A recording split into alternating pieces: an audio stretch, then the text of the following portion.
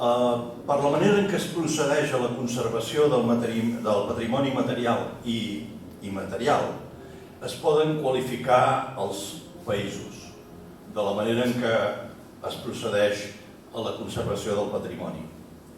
És una activitat que està íntimament associada amb la preservació de la consciència col·lectiva, la projecció de valors i la conservació material i immaterial del llegat històric, sovint d'una forma transversal i interconnectada.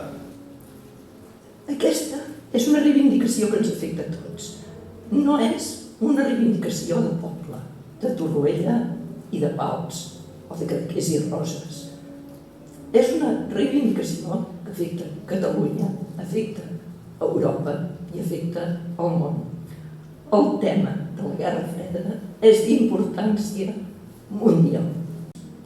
És a dir, fixem-nos com els americans anant a construir tota una cosa nova que podien haver-ho destruït perquè els hi molestava, podríem dir, necessitaven uns magatzems nous, espais nous, tenien última tecnologia, van saber valorar, sense ser del país, el que hi havia allà, perquè sabien que si destruïen això acabaven amb la memòria del poblat dels pescadors de Pals, i no només del poblat dels pescadors, de la gent de Pals que són els seus descendents. Per tant, acabaven amb la memòria històrica.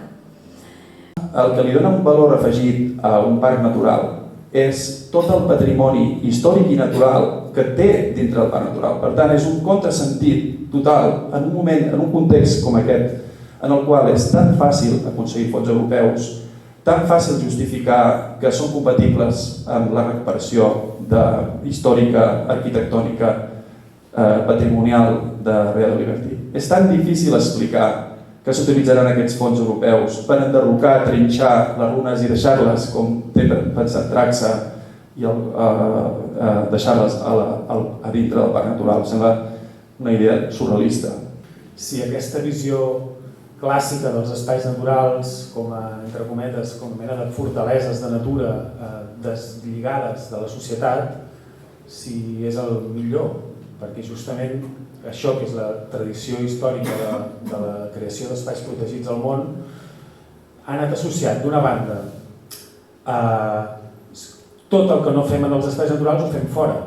Per tant, degradem molt més la resta del territori i realment acabem convertint els espais protegits en illes.